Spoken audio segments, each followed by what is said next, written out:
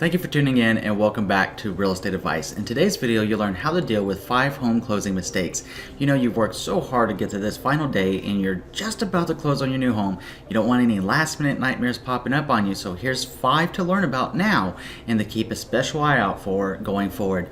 Hi, my name is Andrew Finney. Please consider me your real estate geek. I'm always here to help. My contact information is in the show more description below and always at the end of every video. So let's go ahead and lead in with home closing surprise number 1.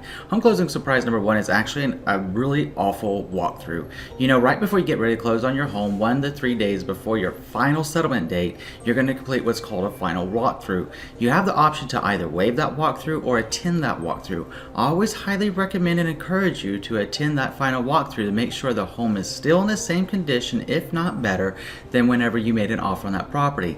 This could get bad or this could be good. It just depends. Let's say that you live in an area of the country where there's flooding or there's tornadoes or there's earthquakes or there's some other issues that could come up as a natural calamity.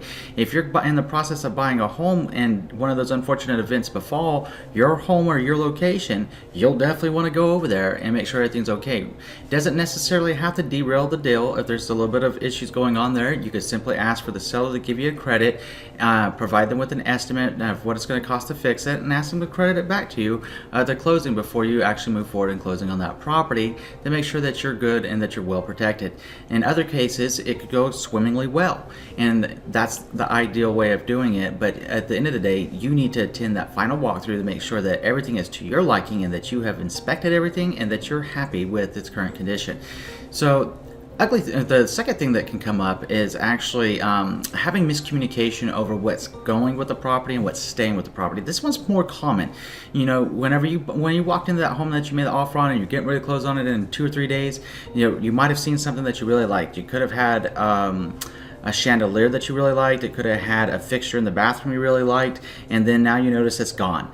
It could have been a miscommunication. There's ways to avoid that, but unless it's that big of an issue to you, sometimes it's better just to let it go so you can go ahead and close on your new home.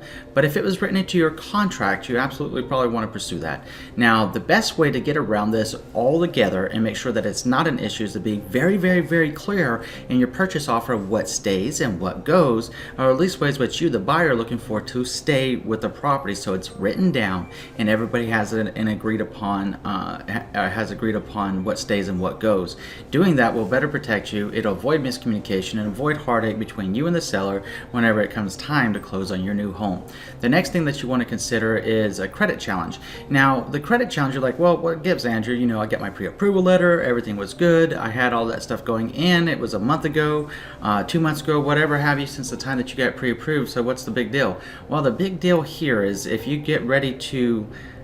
you were applying for credit, or if you got a large cash infusion all of a sudden that went undocumented with your lender, these can cause some really big problems towards the end of your escrow period. And the main reason being is because right before the lender gets ready to fund on your loan, about 3 to 5 days before your settlement date, or maybe even 1 to 3 days before your settlement date, they're actually going to do what's called a soft pull on your credit report. And in that soft pull, they're going to make sure that everything is still checking out from the time they issue that pre-approval letter.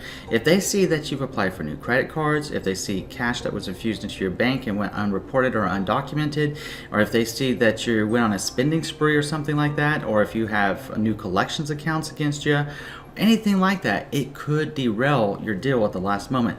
So the best way of not letting this happen to you is to make sure that you keep your financial noses clean and make sure that you're watching your P's and Q's as it pertains to your financial house. If you're able to do that, then you'll be able to move into your new home. So it's very, very important, because that's a very common thing that happens, unfortunately, and it's so preventable. So the fourth thing that you want to be talking about is the money transfer. So the money transfer on a closing day is going to be the big thing.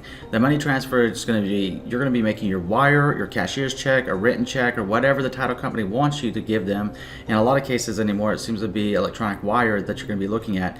But you're going to want to wire your cash to close. So what's the cash to close? Well, you had your down payment, you put in your earnest money deposit, and you have your buyer closing costs. The difference of, if you add everything together, you subtract your earnest money deposit from that, the difference of that is your cash to close. close. It's the easiest way to think about it. So if you had a $5,000 earned spendable deposit, you have $25,000 between your down payment and your buyer closing costs, then you have $20,000 cash to close.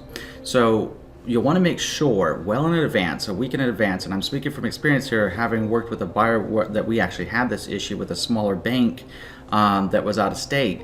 You'll want to make sure that that bank or that financial institution can consummate a wire if you're not physically present. A lot of banks can, but there are some that cannot. And if you find yourself with a bank that cannot do that, then you need to make other arrangements to get that money into a different account or get it to the escrow account well ahead of time, so that it doesn't cause you a delay when you get ready to close on your new home and possible penalties there. Something to consider, extremely important information there, and make sure that there's not any problems with that going forward. It's something that you can address early on and just giving your bank a call and make sure everything's good there. The fifth and last thing that we want to talk about is the title trouble. So title trouble is pretty simple.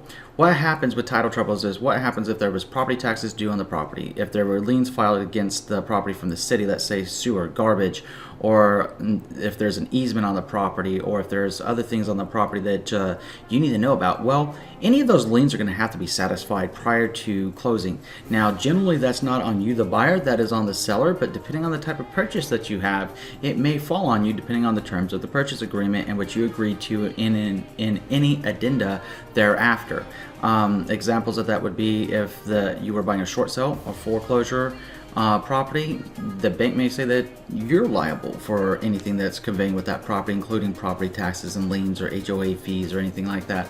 So you want to make sure that you know about that stuff well ahead of closing day so you don't have that title trouble, and you want to be reviewing that preliminary title report. In fact, tomorrow's video is actually about better understanding of preliminary title report, so tune into that video. If you have any questions about this one, I'm going to put my contact information up. Feel free to reach out to me, even if you just want to say hi. I always enjoy hearing from you. If you learned something new from this video, I'm going to ask you to do 3 things. Number 1, please subscribe to this channel. Number 2, please like this video. And number 3, please share this video around with somebody you know it's going to be able to help. And before we leave today, I would like to wish you and your family and your friends all the love, wealth, happiness, and abundance in the world. Thank you so much for watching today. We'll see you again with real estate advice next week. Enjoy a wonderful day.